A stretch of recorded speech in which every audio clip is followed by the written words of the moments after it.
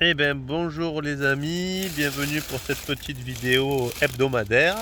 Voilà, aux côtés aujourd'hui, j'ai eu la chance qu'un ami à moi m'a prêté sa jolie petite montre pour faire une review. Donc il s'agit de la Yema Navigraph.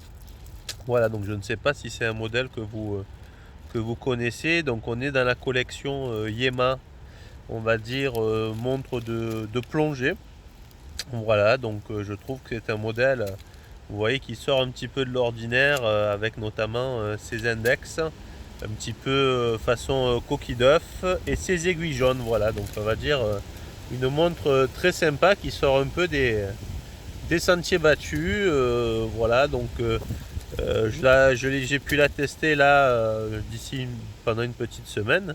Vous voyez un petit peu mon retour sur la montre. Voilà, déjà en termes de tarifs, c'est une montre qui se situe aux alentours des 600-700 euros, voilà, pour avoir un ordre d'idée. Honnêtement, pour le prix, je trouve que la qualité perçue est plutôt bonne. Vous voyez, on a notamment, alors ce qui est très sympa, c'est que ici, vous voyez la lunette.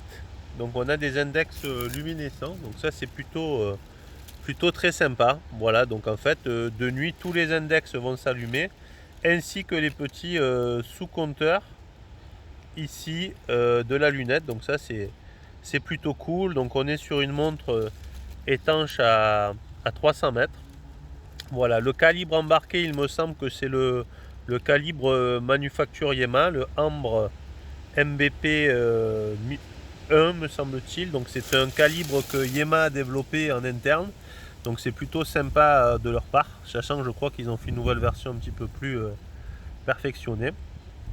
Et alors il y a une particularité, c'est que c'est vrai que vous voyez, cette montre n'a pas de date, mais en fait quand on va tirer la couronne pour régler l'heure, on va sentir qu'il y a le cran de date qui saute. Donc c'est à dire que Yema n'a pas pris le temps, si vous voulez, de faire cette modification. Je pense que c'était dans une logique industrielle de commercialisation.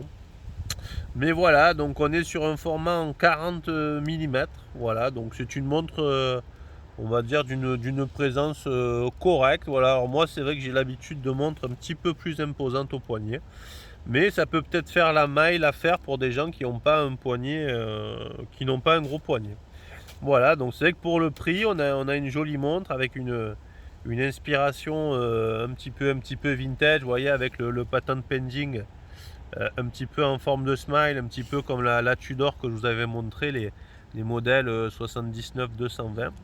Donc voilà, écoutez, c'est une petite montre très sympathique avec peut-être, vous voyez, un petit peu une touche de jaune. Donc c'est vrai que c'est assez rare d'avoir des aiguilles jaunes. Moi j'en avais sur mon Omega Racing, donc ça c'était plutôt cool. Voilà, peut-être de la porter avec un atto noir et jaune, ça peut être sympa aussi pour l'été, ça peut flasher quoi. Voilà, moi je trouve que aujourd'hui Yema fait des jolies montres accessibles et de bonne qualité. Donc voilà, n'hésitez pas à me donner votre retour sur la marque.